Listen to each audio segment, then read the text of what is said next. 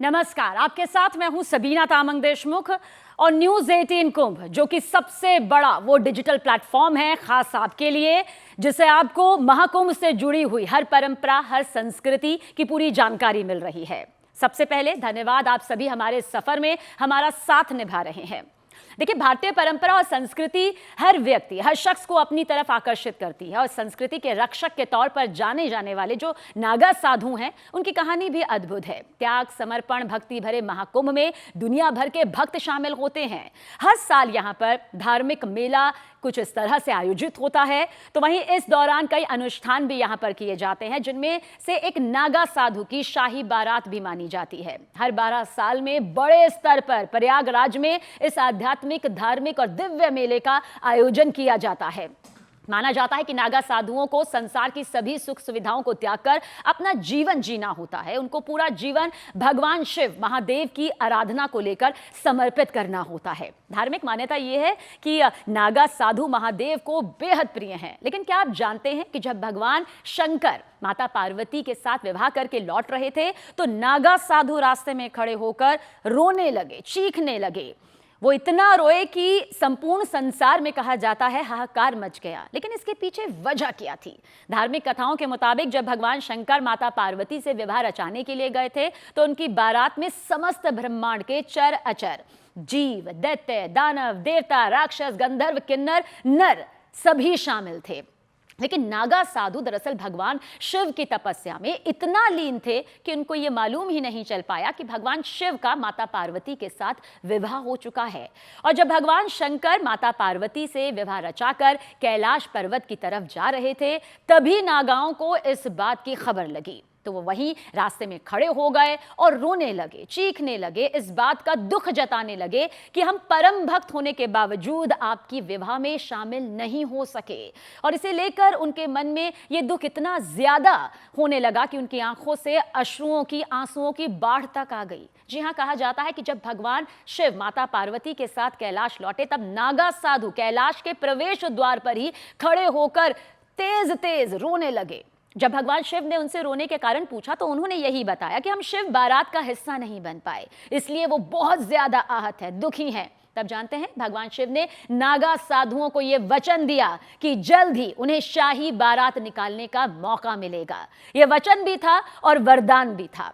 इतना ही नहीं, यह भी वरदान दिया कि जब नागा साधुओं को शाही बारात निकालने का यह विशेष अवसर मिलेगा, तो इसमें स्वयं महादेव मौजूद रहेंगे।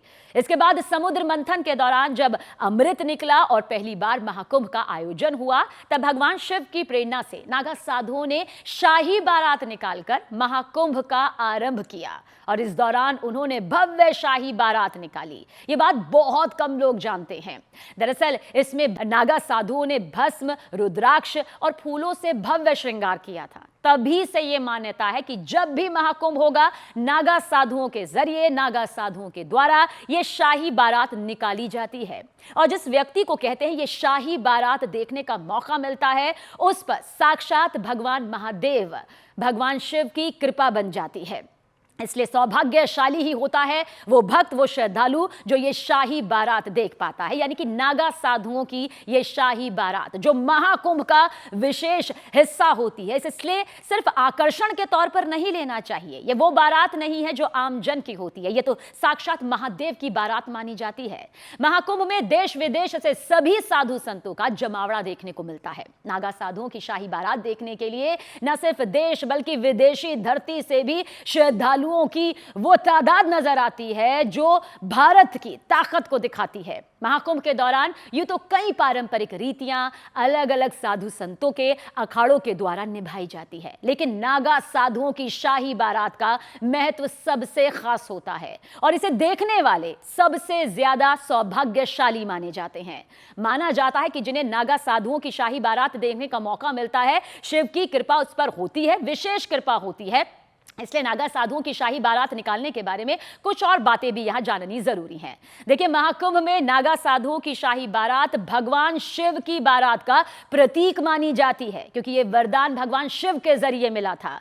नागा साधु शिव के गण माने जाते हैं। कहा जाता है कि महाकुंभ में नागा साधुओं की शाही बारात देखने से भगवान शिव उस भक्त के हर कष्ट हर लेते हैं। जो ये नागा बाबा साधुओं की जो शाही बारात होती है उसे देखते हैं उसी श्रद्धा के साथ में। महाकुंभ में नागा साधुओं का पहला शाही स्नान धर्म और आध्यात्मिक ऊर्जा का पारंपरिक केंद्र माना जाता है। यह आयोजन न सिर्फ करोड़ों श्रद्धालुओं को अपनी तरफ खींचता है, आकर्षित करता है, बल्कि साधु संतों और विशेष रूप से नागा साधुओं की भव्य उपस्थिति से भी प्रसिद्ध है।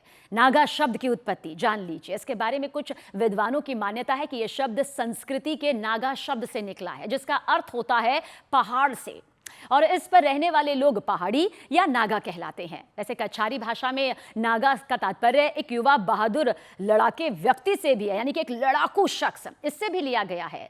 टोलमी के मुताबिक नागा का अर्थ नंगे रहने वाले यानी कि नग्न रहने वाले व्यक्तियों से भी है। डॉक्टर वेरियर एल्विन का कथन है कि नगा शब्द की उत्पत्ति नौक या लोग से हुई है, इसलिए उत्तरी पूर्वी भारत में रहने वाले इन लोगों को नगा कहते हैं।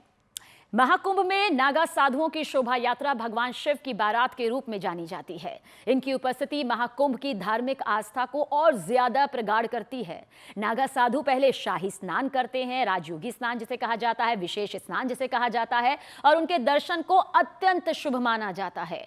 महाकुंभ में पहला शाही स्नान नागा साधु और महिला नागा साधु के जरिए ही होता है, यही परंपरा है, और वो सबसे पहले पवित्र संगम में महाडुबकी लगाते हैं। इसके बाद जितने श्रद्धालु हैं वो यहां पर डुबकी लगाते हुए नजर आते हैं। इतना जरूर कहा जा सकता है कि शिव की महिमा और नागा साधुओं की ये भक्ति एक दूसरे से पूरी तरह से जुड़ी हुई है। यही वजह है कि माना जाता है कि नागा साधु के अश्रु इसलिए निकले क्योंकि शिव और पार्वती की शादी में, उनके विवाह में वो शामिल नहीं हो पाए। इसलिए कहा जाता है कि जो भी इनकी बारात को यहाँ पर देखता है उनके लिए ये महज नागा साधुओं की शाही बारात नहीं होती, ये साक्षात महादेव की बारात यानी कि शिव की बारात का वो प्रतीक है, जिसके बाद यही मान्यता है, जितने भी धर्म के जानकार हैं वो यही मानते हैं कि जो भी श्रद्धालु पूरी आस्था के साथ नागा साधुओं की शाही बारात को देखता है और उस वक्त किसी भी मनोकामना को अपने दिल से मांगता है तो वो जरूर पूरी होती है।